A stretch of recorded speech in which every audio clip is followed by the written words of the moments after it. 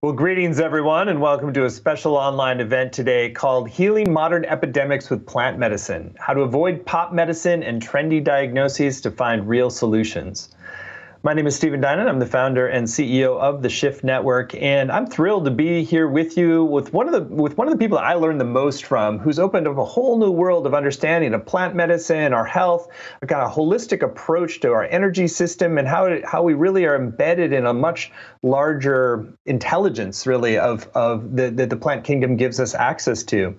His name is David Crow, and he's really become the preeminent, world-renowned pioneer of plant medicine, and approaching that in a very holistic way, drawing from roots in China and India, Ayurveda, and modern herbology to really create a synthesis that can help you transform your relationship with your body, with the ecosphere, and particularly today we're going to focus more on some of the modern epidemics that are so debilitating to so many people. So with that said, we've run many programs with David. People are always blown away by his knowledge, his generosity, and his cornucopia of wisdom from different healing traditions. So thank you so much for joining us here today, David. Thank you, Stephen. It's always a pleasure. Well, we're going to have this time together, and we're super excited that David has come forward with a brand new program offering. It's going to be a whole 6-month program on plant medicine and modern epidemics, and we'll hear a little bit more about that towards the end of the hour. But more to come on the subjects that we're going to talk about today. So, David, let's talk. I know you've done this a few times, but it's always helpful to have a little bit of backstory. And what is it that propelled you into becoming a champion of plant medicine as really the antidote to a lot of the sort of more reductionistic, drug-driven approaches to treating conditions that are tend to be the modern medical approach? Well, I'll keep it very short. It's a long journey, but it includes some very early encounters with ethnobotanical medicine in Central America.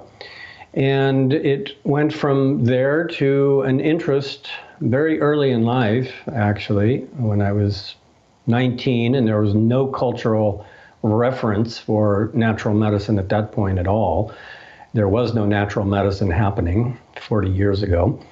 And I became very interested by having some encounters with some shamans in the mountains of Mexico, and realized, wow, there's a whole world of traditional knowledge out there that nobody's talking about. And so I became very interested, and I started traveling around and doing self-study, and eventually was introduced to the first acupuncture college that opened on the West Coast in California. And I got involved in that, became a student and graduate of that, so was one of the first of the Westerners to graduate from Chinese medical school, acupuncture college. And that started me on my clinical practice, but I learned relatively early on that what had come to us from China as traditional Chinese medicine was actually more like traditional communist medicine, very westernized and simplified, and really disconnected from its original cultural and ecological and spiritual roots. So I became very interested in, well, what are those roots? And about the same time, I met the Tibetan Buddhist community in San Francisco and was inspired by a number of the lamas who also knew about Tibetan medicine. I became interested in Tibetan medicine first, and went to Nepal and settled in, and went back many times, and ended up in a traditional internship with an old Tibetan Lama doctor who became one of my primary teachers. And I worked with him for a couple of years, going back and forth, spending 1 year at first studying with him, and then visiting him several times, 6 times actually, before he passed away. And I also met 9 other Ayurvedic doctors in the Kathmandu Valley, and was very fortunate to be one of the first Westerners really to have a kind of classical internship where the doctors took me in and took me out into the forest, and we gathered the plants or went to the markets and did the chopping and grating and cooking and so forth. And all of this became a big story, which I wrote about in my book, In Search of the Medicine Buddha. And I began to gradually bring that medicine into my clinical practice of Chinese medicine, integrate the Tibetan teachings, the Ayurvedic teachings into the classical Chinese teachings. And then from there, I became aware of how endangered these medical traditions are because the plants are becoming endangered. So I started a new phase of work and study, which is a kind of social activism aspect of it, I guess you could say, where I became really interested in the preservation of the plants and started a whole network of community gardens and started a company to support agricultural production of medicinal plants and specifically the aromatic plants that are distilled for the essential oils. So that's a very quick summation of what has happened over several decades. And of course, the last 5 years, that journey has been very directly connected to the Shift Network and the opportunity to share all of this knowledge. So again, thank you for that. Well, it's quite a journey, and it's amazing that through you we get access to so many different traditions. So let's share a little bit about your perspective on some of the modern epidemics that plague modern society and how we address them with modern medicine, but how plant medicine can actually be often better or complementary to what people traditionally do. Right. Well, this is a very complicated topic, actually. One of the things that I have witnessed as a clinician, as a consultant, as an educator, one of the things that has been happening over the last 10 years especially, and it's really accelerated in the last 5 years, is the prevalence of information that's available on the internet and how this is leading to a whole new kind of self-care.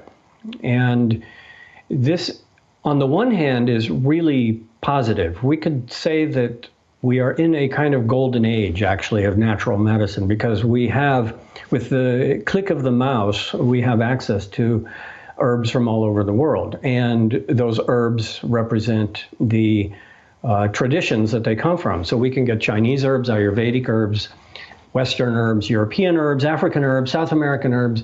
We can get them very easily.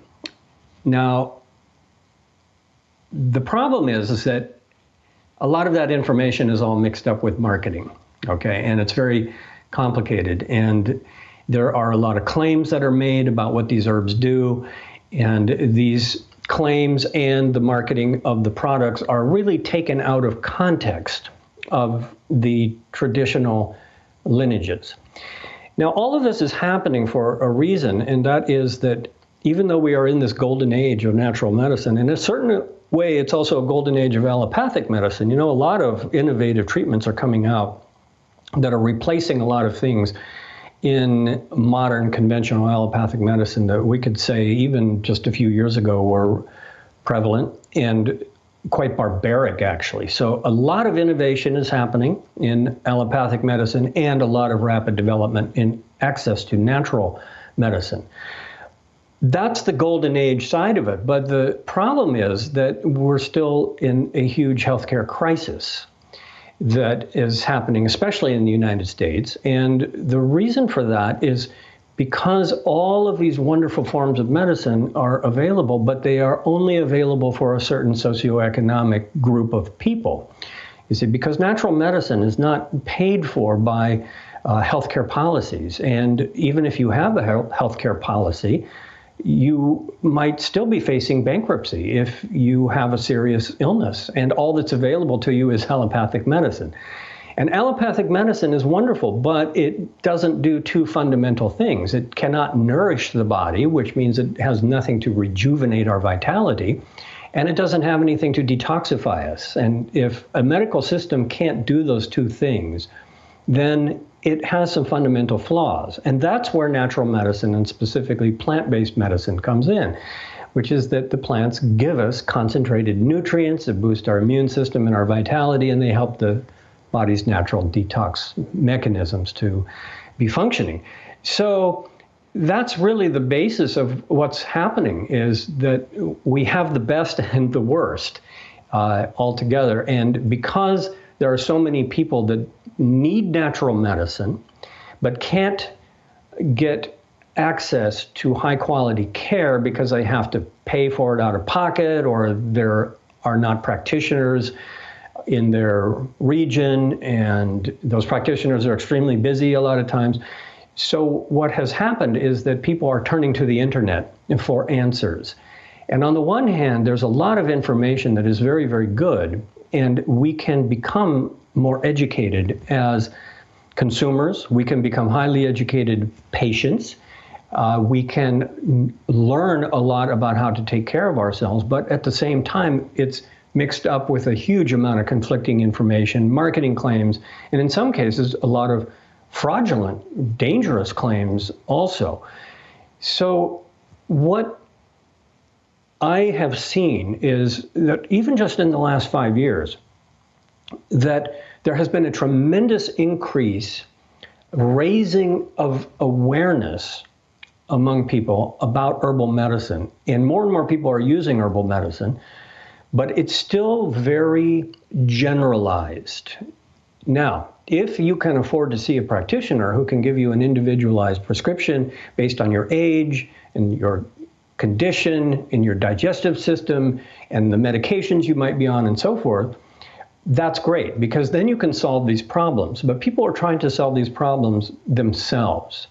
Now, in a certain way, that's what we're going to have to do, because we're not all going to be able to afford to see a high quality, highly trained, highly qualified practitioner of natural medicine. So what we need to do then is continue raising the level of education that we have. And that's why I am proposing that we learn how to think like clinicians. And this is very important, because if we think like clinicians, we can get away from a lot of these problems. So one of the basic things that we have to ask, well, okay, great. Well, how do clinicians think? And what is it that we have to learn next? All right. What we have learned now is that there are all these herbs that are great for all these kinds of different conditions. And we can start to use those. But that's not enough, because herbs are more complicated and people's health conditions are more complicated. And so what's happening then is that people are not getting the best results. They're having some adverse reactions. They don't know about herb-drug interactions. So what we need to do is keep raising that level of knowledge for a general audience, for the general public, so that we are empowered medically to know how to use natural medicine correctly. And what that means is basically going back to the roots of these traditions. And so thinking like a clinician, in my mind, means a certain level of discriminating awareness, asking fundamental questions, questioning information that's there, and also knowing some principles about how the body works. So what we're really talking about is just some basic questions that people should ask, okay? And I can just go through these very quickly. And one of the most basic questions to ask if you are researching for yourself and you're coming across all this information: turmeric is good for inflammation, CBD is good for pain, all these kind of things. The first question that a clinician would ask is, well, what is the quality of the product, okay? Where does it come from? And more importantly, is that really what you need? And how is your body going to digest it? And what kinds of contradictions are there maybe in using that particular herb? And is this really just treating the symptom, or is it really going to address the cause? So what we try to do is, as we think like clinicians, we're really trying to understand priorities. We're trying to develop a treatment plan, a clear strategy, but it needs to be as individualized as possible. And what that means is that there can be a product that you come across and it sounds really good, and there's all these testimonials and all the science backing it up, and it sounds like the perfect thing, but you can't digest it. It is just hard on your stomach. So we need to take into consideration these personalized questions. And so some level of self-diagnosis is necessary. And the more that we understand about our own body, the better and more effectively self-care will become. So we need to also understand how to experiment with natural medicine, because really all medicine is an experiment. I mean, even if you take a course of antibiotics, the outcome is unknown until it's over. And that might even be months later that the outcome is not known. Or if you start a prescription of anti-anxiety or antidepressant medication, it's an experiment. And the benefit of using herbs is that the experiments tend to produce minimal adverse reactions for the most part. And those adverse reactions are fairly commonly known, and how to avoid them is fairly easy. But one of the other topics that's very important is that a lot of people who need natural medicine the most, they're already on at least one or numerous medications.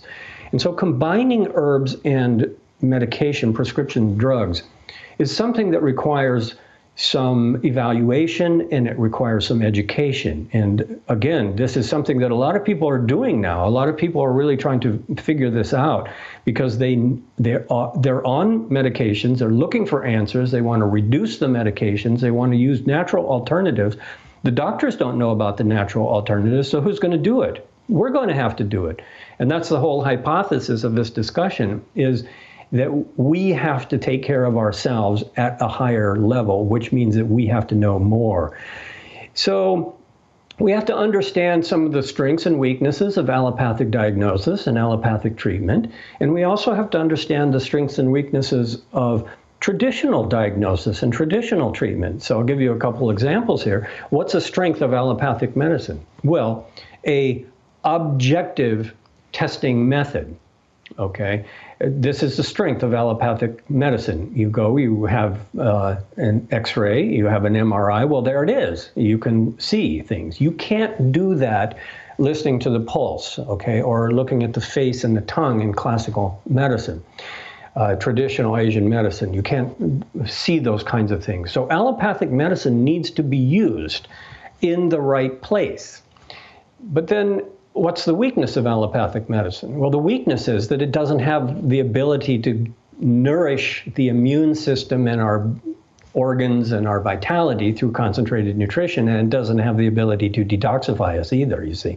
That's the fundamental weakness. So allopathic medicine is very strong in objective diagnosis, but it's somewhat weak when it comes to, it's totally weak actually when it comes to those two basic functions. But classical Asian medicine isn't perfect either, you see, and what happens is that people become confused about it should be this or it should be that, but what we have to do next in this educational process is learn how to put them together. So the great strength of classical Asian medicine is that it is organoleptic, meaning that it is based on seeing who you are. And that means your body type. And there's a lot of awareness now about the Ayurvedic system of the body types. And based on that, people are learning how to adjust their lifestyle and how to use diet properly and some basic herbs and so forth. And that's excellent.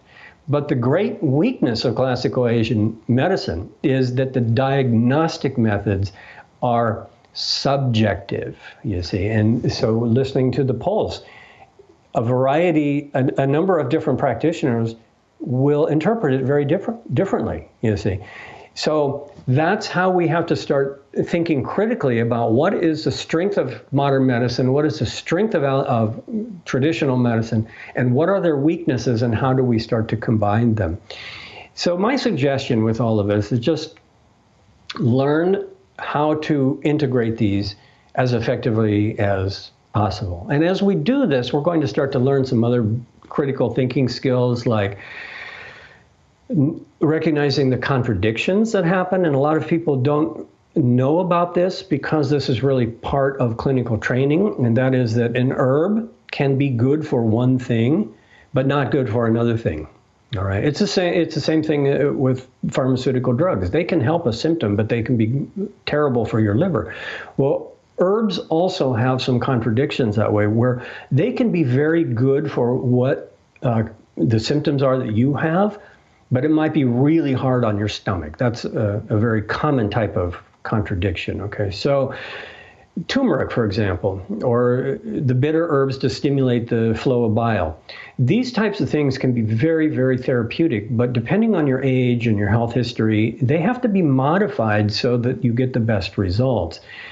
So another real good example, very trendy right now, is all the CBD and the cannabis products, okay? These can be very good for symptomatic relief, but they can also be hard on the body in different ways.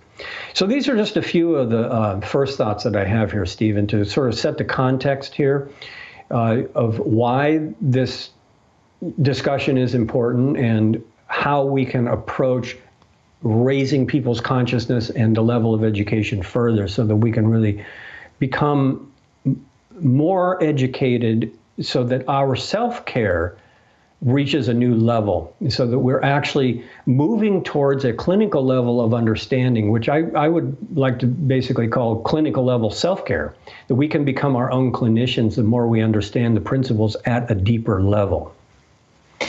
So it sounds like one of the, you were talking about the complementary strengths and everything, and that the modern allopathic medicine doesn't really nourish the body or kind of in a way work upstream. So we want to share a little bit more about the strengths of the plant medicine world and how you can both nourish the body and also detoxify, and why that's actually essential to really get real solutions on a lot of these more chronic conditions. Right. Well, this is a simplistic way of describing how herbal medicine works in the body. And there's a lot of different ways to look at this, a lot of different lenses that we can look at herbal medicine through.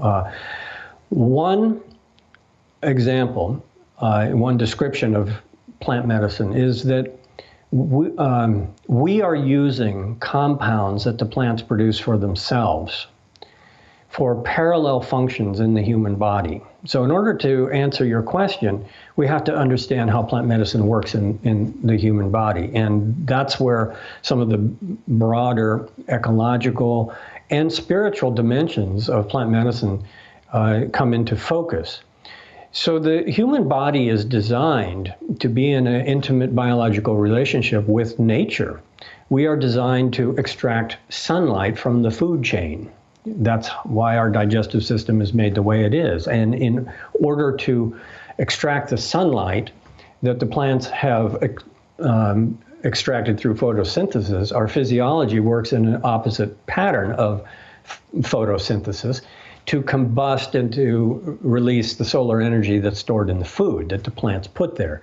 And as we are combusting the sunlight that's stored in the food chain, we are also breathing in an opposite gaseous exchange with the plants. And the reasons for this biologically are very simple, which is that we are dependent on the plants for everything. We're dependent on the plants for food and nourishment, and that's the nutrients from the dirt, which we can't eat directly, and the solar energy, which we can't consume directly either. So that's our place in nature, and understanding that then helps us understand all these other functions that the plant medicines give us, because when we look at various classes of compounds inside the plant medicines, what we see is that the plants produced them for their own purposes.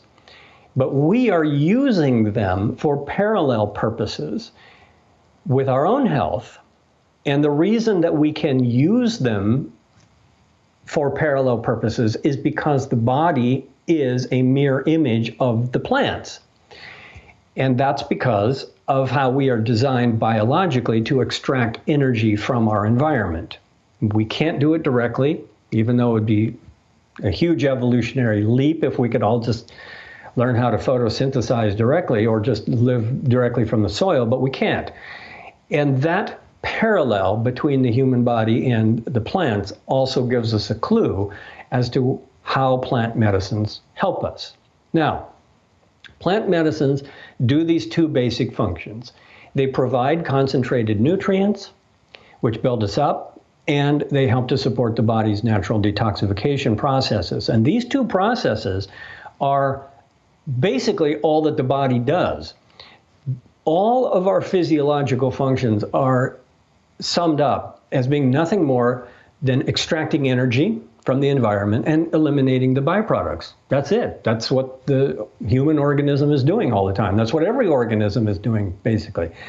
And all disease and all disturbance, all health problems can be described as coming from a disturbance in those two flows, those two basic processes. So if the intake of nutrition and energy is deficient or blocked somehow, then we have a weakness. That's a fundamental root. And that weakness allows illness to come in. And that's described as basically being an immunological weakness that allows things to come into the body that the body can't fight off. The opposite is that we're not eliminating properly.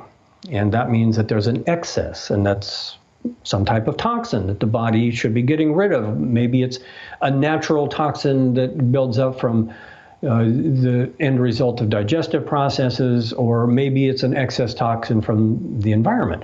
But we need to always be cleansing, and the body is always doing these two things.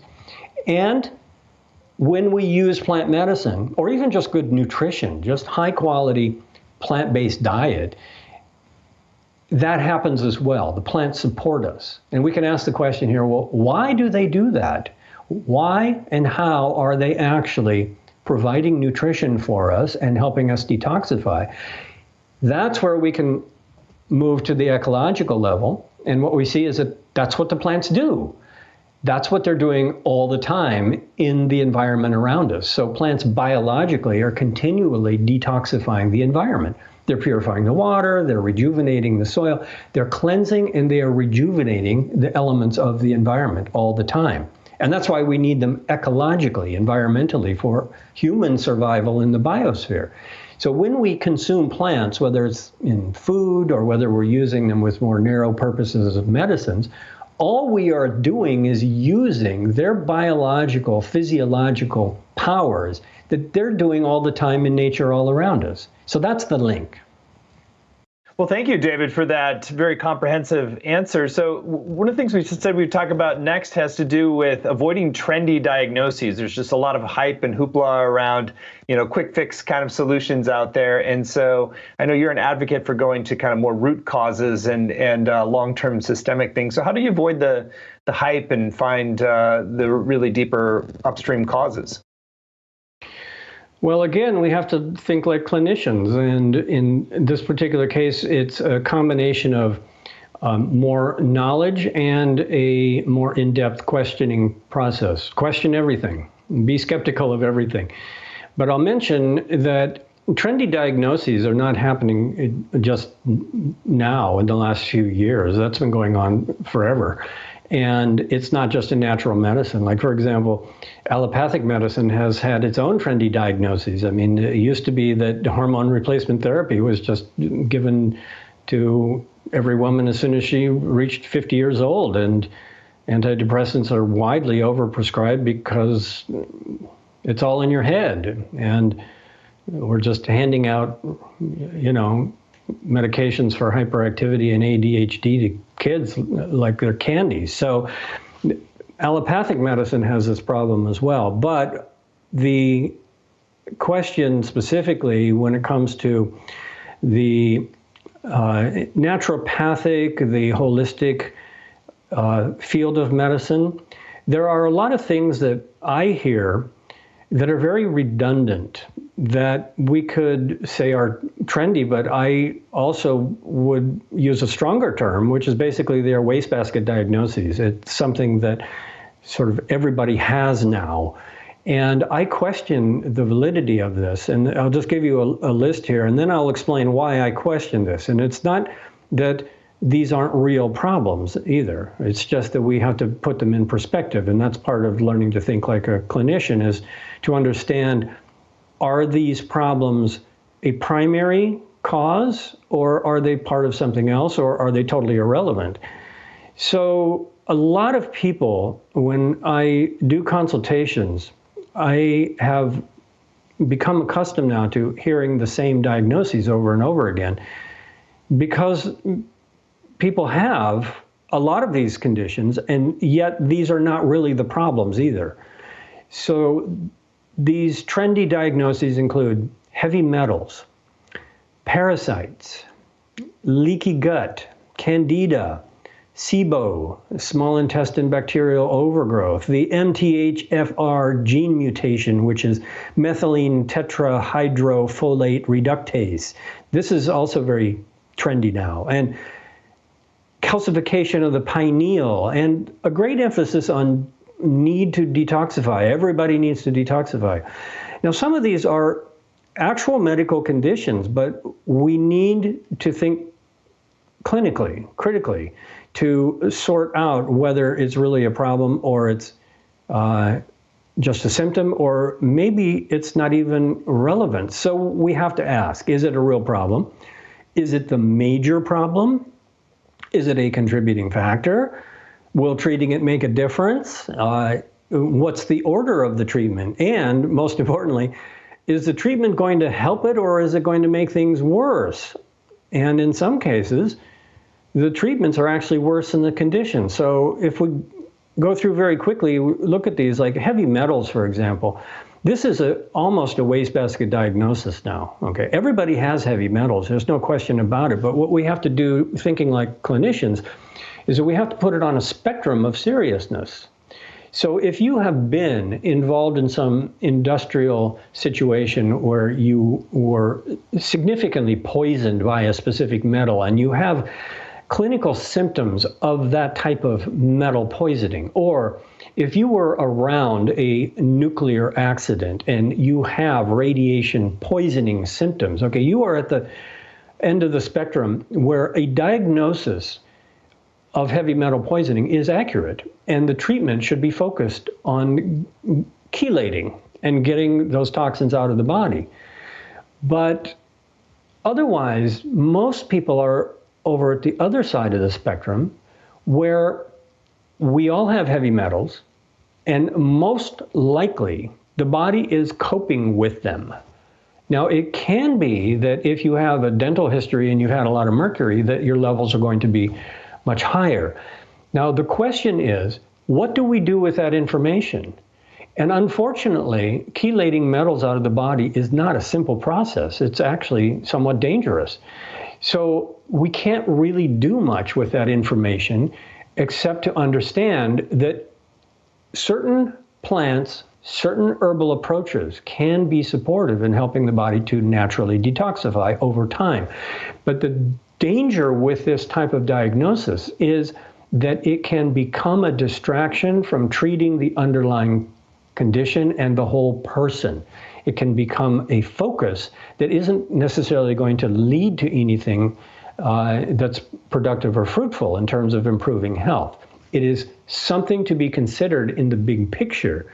And the same with parasites. We need to understand that there's real parasitology. And if you can find and identify, and this is one of the strengths of allopathic medicine, if you can find the microbe, you know exactly what you have, then you will have to make a decision about how to treat it. And herbal medicine, unfortunately, is not that effective for treating more serious parasitic conditions. It is very effective for restoring the terrain of the digestive system. And that can remove a lot of the symptoms, and in some cases actually support the body in self-clearing the parasites.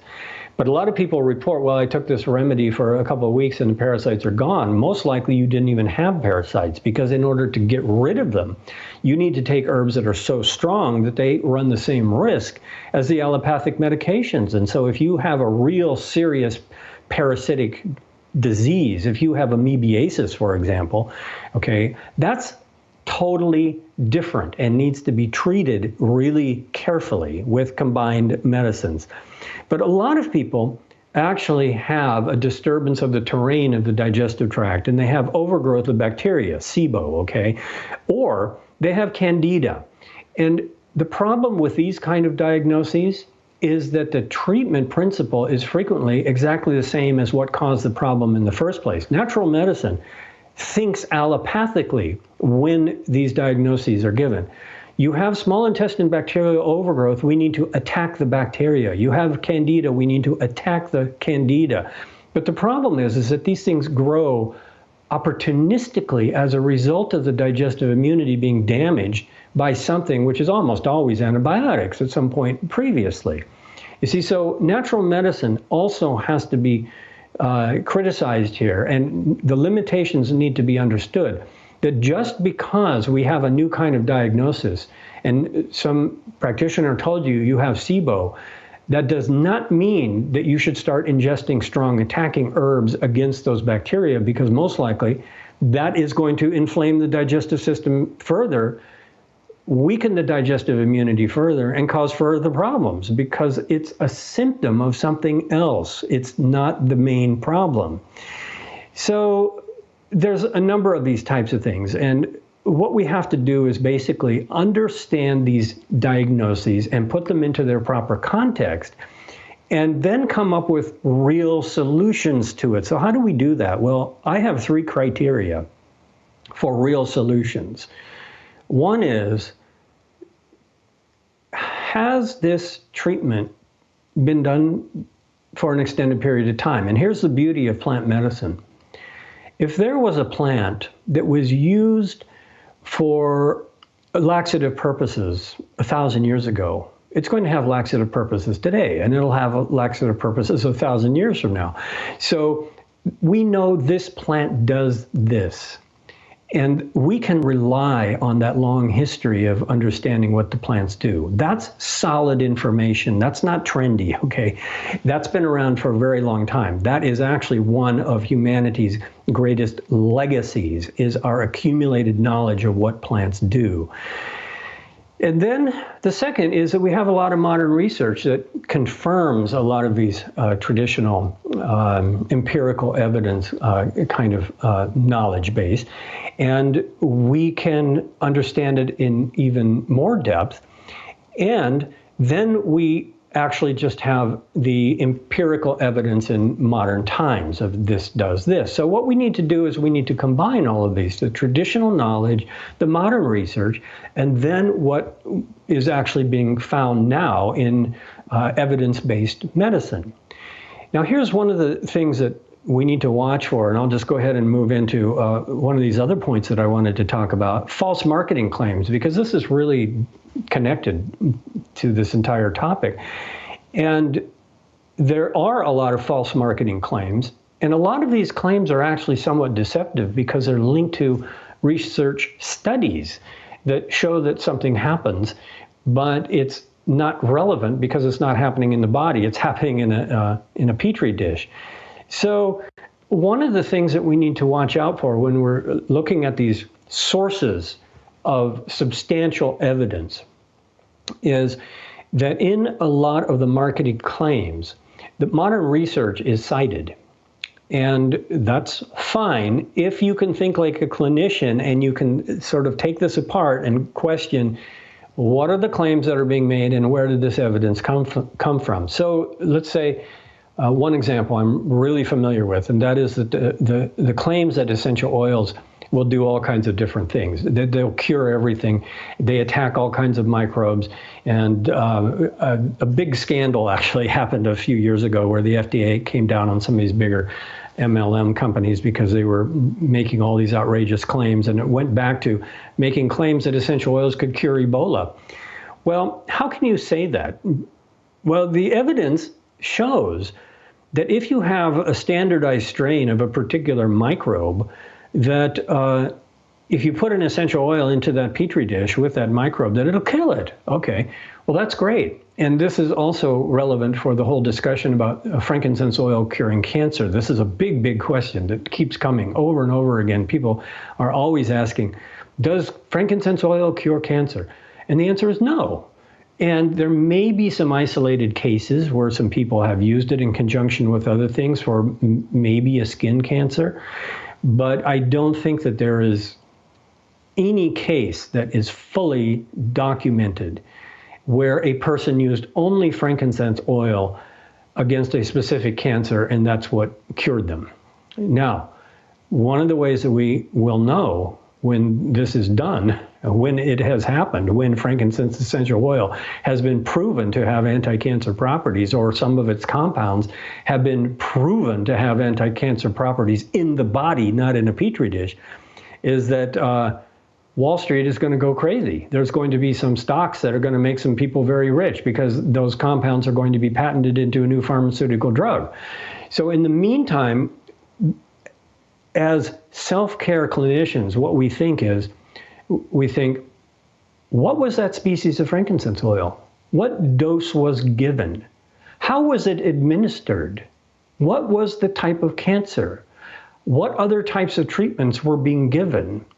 And so forth. And what we see is that you can't really make this claim without having that kind of substantiation, you see. So when it comes to the antimicrobial powers of essential oils and the anti-tumor properties, anti-cancer properties of essential oils, what's happening is a lot of claims are being made based on what happens in a petri dish, but you can't duplicate that in the human body. So we see all kinds of evidence showing that oregano oil, for example, will kill all this bacteria in your digestive. It will kill these different strains of bacteria in a petri dish. And then people say, well, you have SIBO, therefore you should take oregano oil. This is a very common thing that happens in natural clinics, okay? You should take oregano oil. Hopefully it's diluted, because if you take it undiluted, it's going to burn you badly. But even in a diluted form in a capsule, it's going to have a strong overheating effect on your digestive system. And again, you're thinking allopathically, you're attacking the microbes without thinking about regulating the biorhythm of the peristalsis or reducing the inflammation, and that oregano oil is going to increase the inflammation, and you will just end up making the condition worse. So this is one of the main things we have to think about when we start thinking like clinicians, is question everything. And where did this information come from? And is it actually translatable from a petri dish to the human body? I'll just mention one other thing here in this area.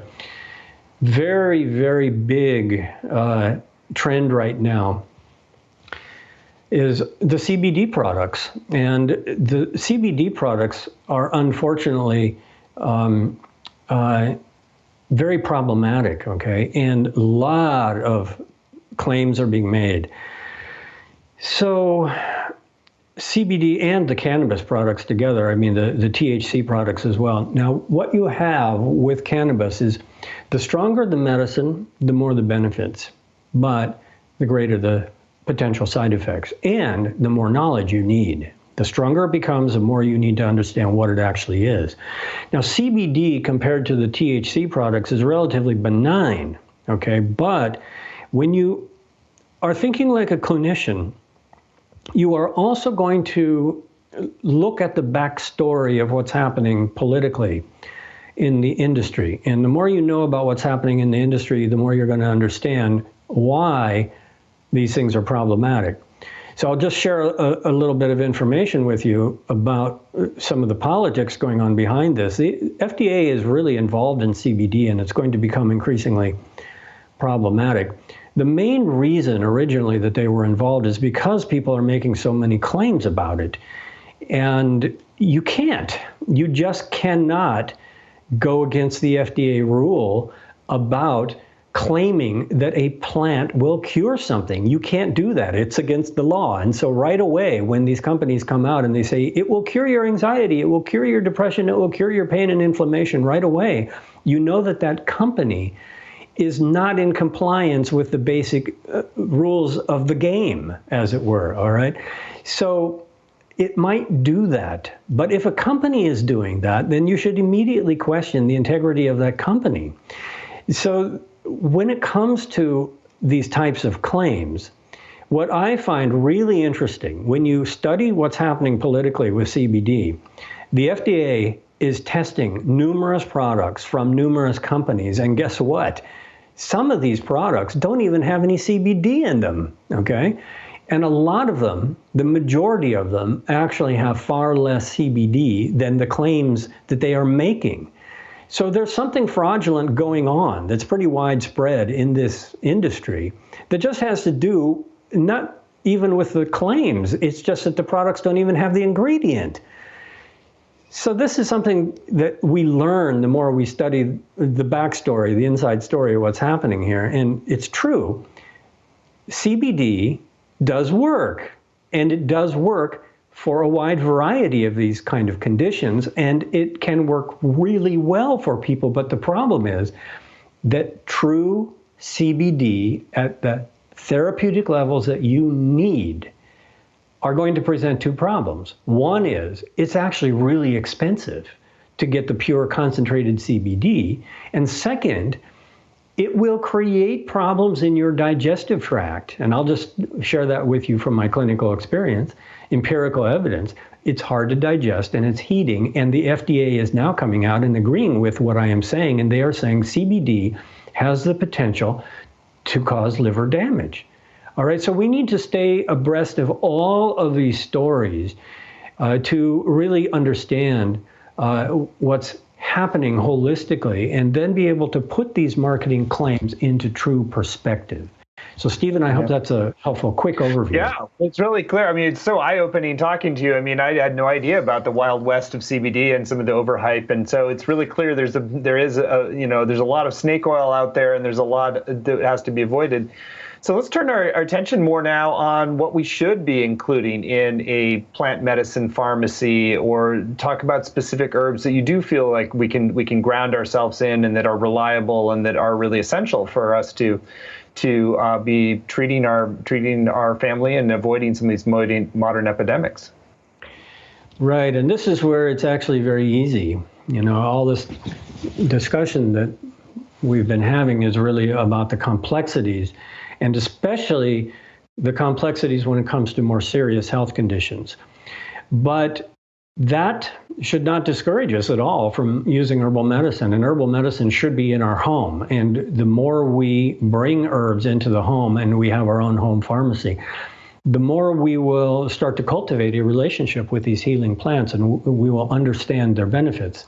Now, keep in mind that there is a huge range of medicinal plants that we can use very, very safely and effectively, and we don't have to be clinicians and we don't have to be trained herbalists. It's just folk medicine. And the beauty of folk medicine is that there are so many herbs that are available to us that are really food grade level herbs. And the more we use these food grade level herbs, the more we get their benefits. And actually, naturopathic clinicians frequently are using these simple food grade herbs. There's nothing exotic about them at all. I'll just mention a few simple things like chamomile tea. Well, guess what? Chamomile tea is like the first choice for even high level herbalists, or peppermint tea for irritable bowel conditions. You see, it's so simple, and these herbs are really, really helpful. So we do not have to have a high level of herbal training when it comes to understanding medicinal plants that are extremely helpful and extremely safe. So my suggestion for putting together a home pharmacy is to think in terms of different groups of herbs. And the first group could be herbs that everyone can use safely, that are very easy to use, and they're highly effective. And so we think of things like chamomile tea and mint tea. And then we also include the spices. And the spices are basically two primary categories. There are the herbaceous spices, and those would be things like thyme and oregano and rosemary and sage and things like that. And then we have the more classical tropical spices like cinnamon and cardamom, things like that. Now, this simple pharmacy of just having some of these aromatic teas, tulsi tea, chamomile, mint, things like that, and these spices, these should never be underestimated in terms of how much benefit they can have. These can actually cure a lot of things. They can help with colds and flus, respiratory conditions, all manner of digestive conditions. Really, for people with SIBO, what I always recommend for people who have candida, digestive problems, history of antibiotics, always start with these aromatics. They are amazingly helpful. Fennel seeds, cardamom seeds. It sounds ridiculous, but they're so effective, actually. And the research that's coming out is very encouraging. And not only are they helpful for the simple, everyday, common things, but some of these plants now are getting recognition as having extraordinary powers for even more complicated things. Like rosemary has always been considered an herb to strengthen the brain for concentration and memory. And now rosemary is getting a tremendous amount of attention for its neuroprotective effect. It's neuroregenerative effects for counteracting neurodegenerative conditions, loss of memory, dementia, things like that. So even the simple herbs can go all the way into high-level clinical treatment, and they're also things that we can use on an ongoing basis. And here's one of the most important aspects of this level of the home pharmacy is that these are things that if we use them on an ongoing basis and we become familiar with them, we actually develop a physical relationship with the plant where we recognize that, oh, I would really like to have a cup of lemon balm tea now in the evening to relax. In other words, you will know when it's time to take something, okay? And this is a very important aspect of self-healing. We're talking about developing all of these critical thinking skills as a clinician, but there's a spiritual dimension to all of this, which is actually becoming more aware of the body sensations that the plants produce as part of our self-care. And the more sensitive we are at that level, the more we will intuitively recognize, I need to chew some fennel seeds or some cardamom seeds, or I need to make some ginger tea right now. It's just a simple thing. You get indigestion after a meal. Obviously, you're going to remember, oh, okay, ginger tea will take care of it, and it's amazing, it will. So there's a level of self-awareness that's also involved, along with the level of understanding what the plants do. But it's not an extensive education. It's real simple, things that we can take virtually on a daily basis. This is a very strong reason to use these herbs, because when it comes to more complicated conditions, more complicated treatments of complex conditions, we frequently have to know more about the dosage and the length of time to take something. So, for example, in autoimmune conditions or people who are going through chemotherapy treatments, there's always a room for some of the stronger herbs, the lymphatic cleansing herbs, okay? But these have to be regulated by exact dosages, 1 or 2 drops of the tincture. And they also need to be regulated according to the period of length of time that they're used. Take them for a week on, take them for a week off. So what we have to understand also as we raise our level of knowledge about this is that there are classes of herbs that everyone can use all the time very safely, and there are classes of herbs that are somewhat in between, and then there are classes of herbs that are much higher level that we really do need to know about carefully and use carefully, okay? The second group of herbs after this first aromatic category, as it were, spices and simple teas, chamomile, lemon balm for relaxing, things like that, you know, mint, some fennel and cardamom for the digestive system, those simple examples, is that we can go to some things that will improve the quality of life overall, but they're also therapeutic. So we don't have to think just in terms of the herbs do this for these symptoms. We can also think in terms of just improving the environment that we're in. And this is a very good place for the aromatics as essential oils and diffusers. Essential oils and diffusers have a very important long-term immune enhancing and antimicrobial effect in the environment and in the respiratory system.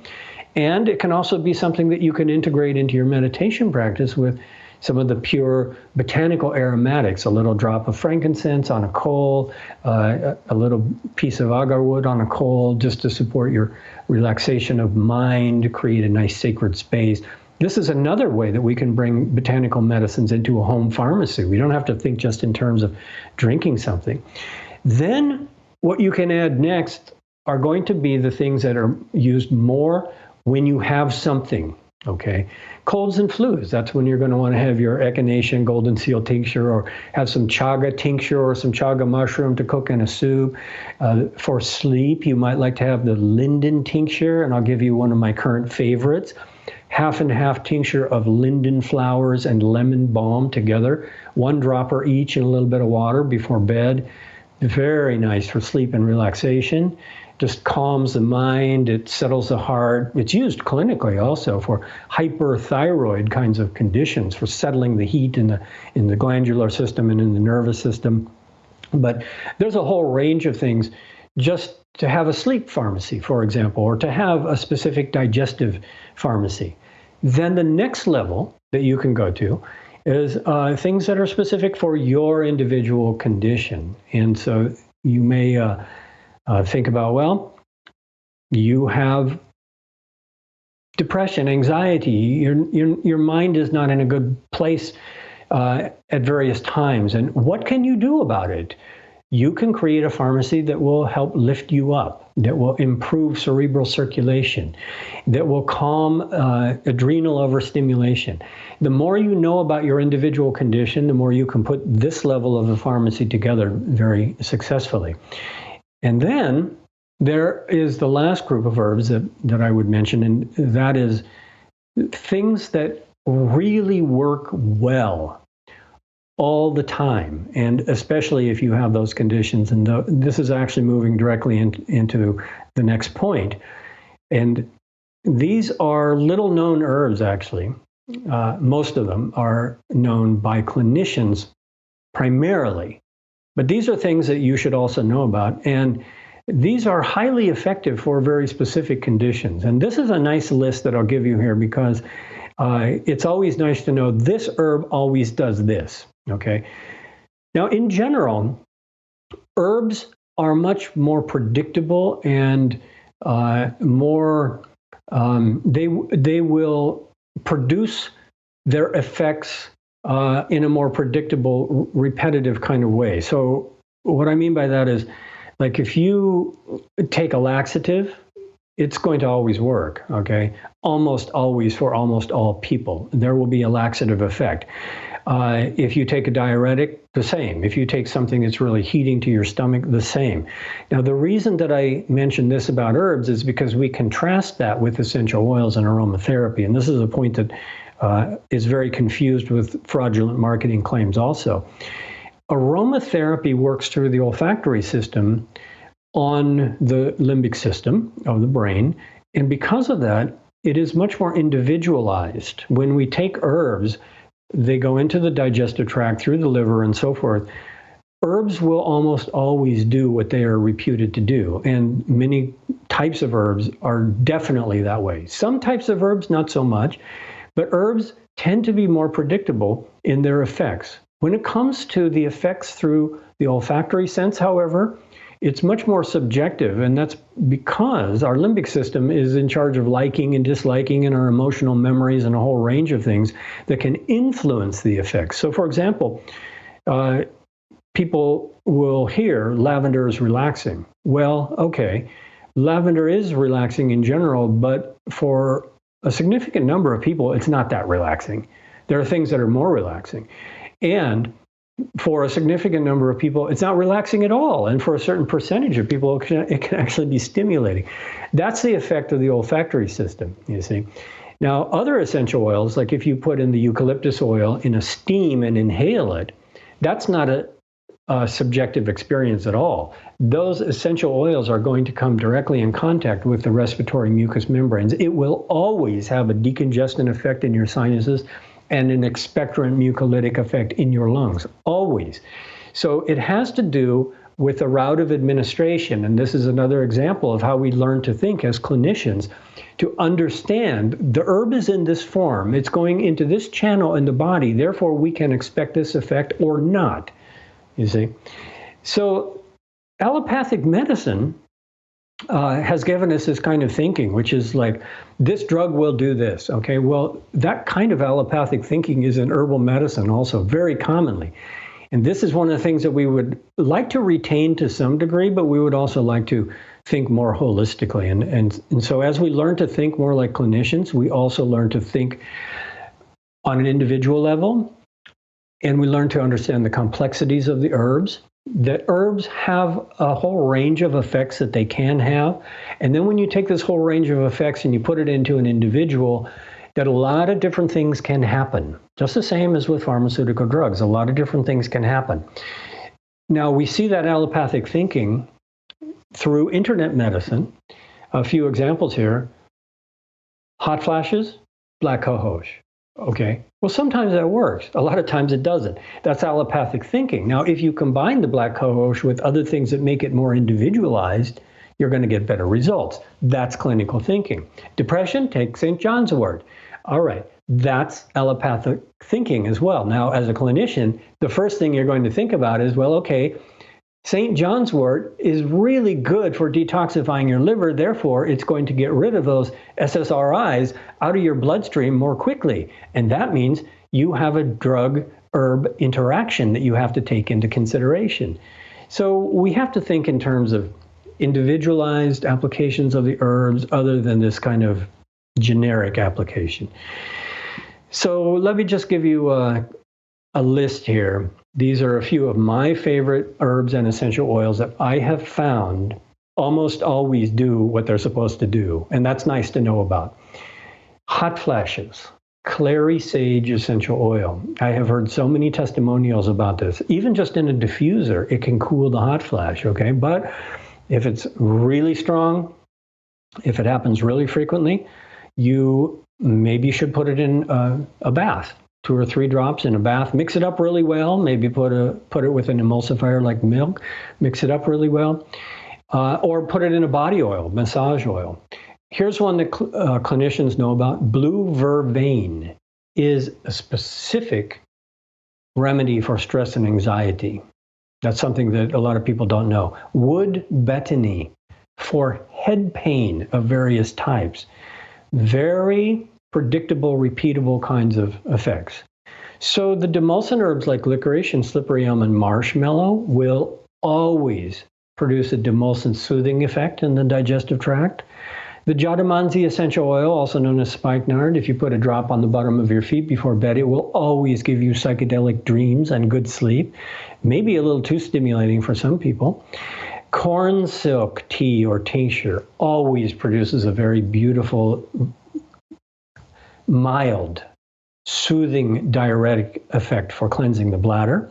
Hawthorn is almost always good for everybody for strengthening the heart muscle. But as a clinician, you will know that hawthorn is to be used cautiously when there are heart medications involved. Milky oat seed tincture, always good for nourishing the adrenal glands for everybody. So I have a long list of these types of things. But those are a few examples. I know we're running out of time here. So.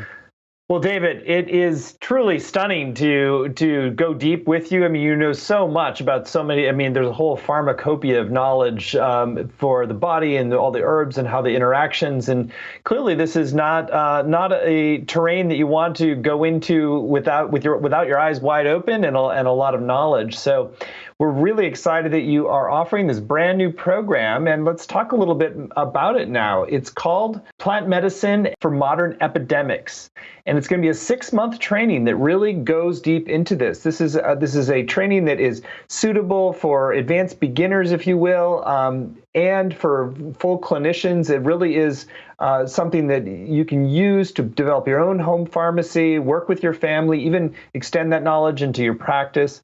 It's about being able to work upstream from all the chronic health conditions and be able to have a more comprehensive approach to both strengthen the body, to detoxify, to rebalance, all of the different qualities that David has talked so beautifully about today.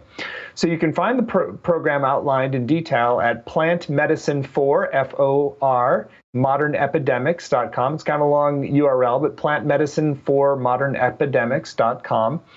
And as I said, it's going to be a 6-month training. It's one of the most comprehensive trainings that David has yet offered. And we have gotten just stellar feedback from everybody who's done previous trainings with him. We've had many, many thousands of graduates of his programs.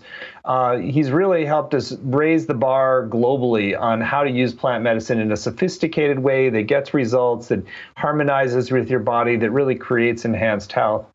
So, David, I'd love for you to share in your own words what you're excited to bring forward in this 6-month journey with folks. And then we can get a tour of some of the highlights of the modules. Well, what I'm excited about is that this is actually a very condensed course with a lot of information. And we are looking at the information through a particular lens. And that lens is, how do we become more educated to have a higher level of self-care. So the course is about the modern epidemics. And, well, what are modern epidemics? Modern epidemics are these conditions that are very widespread that actually need plant medicine. Okay, these are conditions that people are looking for help with. These are some of the primary conditions that people are not getting satisfaction with allopathic medicine, or they're getting limited results with allopathic medicine. I know for a lot of people who have these conditions that they are walking away from allopathic medicines. A lot of these conditions have actually been caused by, or allopathic medicine has contributed to them developing. So these are the conditions that people are suffering from that really need a comprehensive herbal program for. So that's the quick introduction to it. And the way that I'm laying this out is in 12 primary modules, each one devoted to one of these epidemics. And each module, in turn, is going to look at a number of issues sequentially that will include a pharmacy and what to do, but it's also going to touch on many of these points that we discussed here, because those points, everything we talked about in this last hour, all those things are completely relevant for people who have these conditions as well. They're looking for answers, and they're coming across trendy diagnoses. People who have these conditions that are at epidemic levels, if they go to naturopathic doctors, they are being told that they have SIBO, and they're being told that they have heavy metals, and they're being told that they have these other conditions, and that's not enough of an answer. Okay, it's part of the picture, but it's not enough of an answer. So that's the quick overview. And of course, as always, I mean, to answer your question directly, what am I excited about? I'm just looking forward to people feeling better. That's the great satisfaction that I get from it. And in all the courses where, we always have interaction and feedback, discussion, and so forth. Especially in this course, there's going to be a lot more of that. And it's very gratifying, personally, just to see that herbal medicine works so well, and that an organized approach to using herbal medicine is actually much more effective than an internet medicine-based approach. Even though we're doing this through the internet, it's actually a very organized clinical approach. That's the other thing that's unique about this. There are a lot of courses that are out there about herbal medicine, but what I am attempting to do here is to really take people's self-knowledge and self-care to a new level by introducing these complexities of how you think like a clinician, and giving the basic guidelines how you do that. So it's not like, okay, you have this condition, take these herbs. You have this condition, but now how do you modify these herbs for your individual digestive system and your age and the medications you might be on and so forth? What are the thinking processes, the thought processes that have to go into actually applying these herbs? You may know these herbs, but they may not work for you. You may not know other herbs.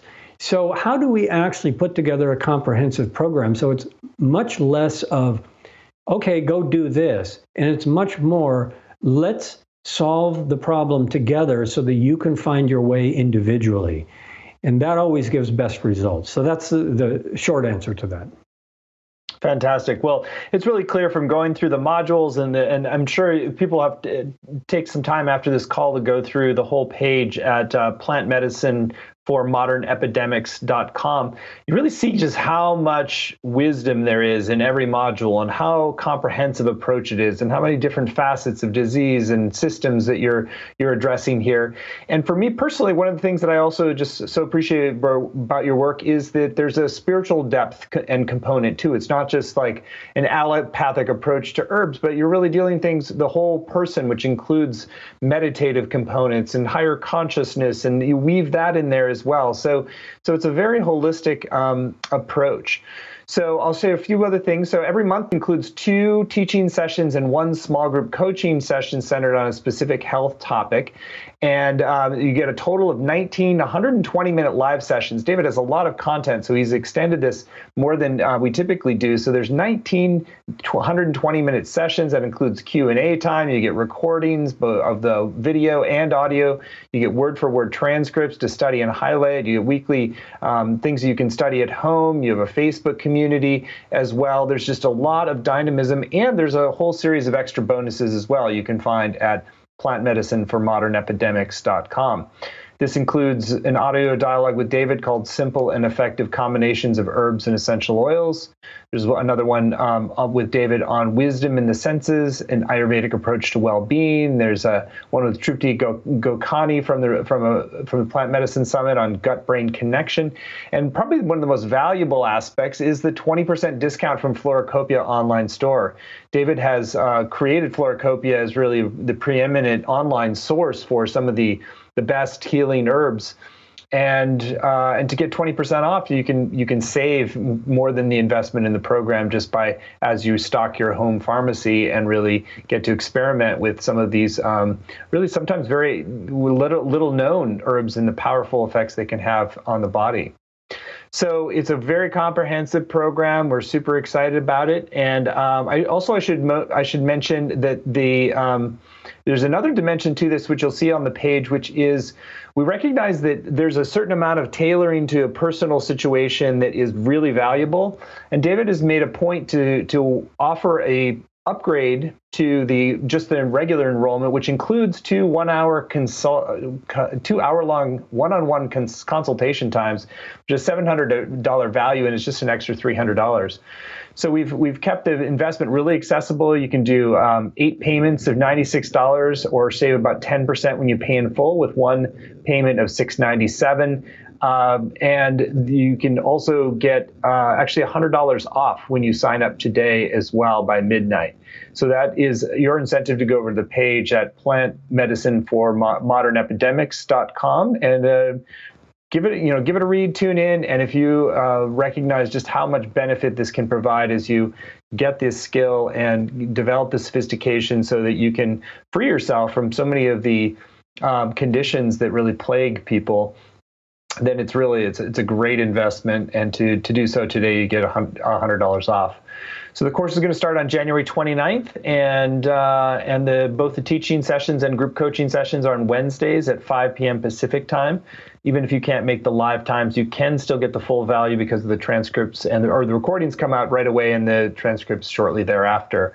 So there's just ton of value. You get to add this to your library of transformational content for the years to come. So David, thanks so much. It's been a very rich and enriching hour, or a bit more than an hour actually. Very generous with your time. So anything else that you want to share with folks who are considering going deeper with you into the Plant Medicine for Modern Epidemics program?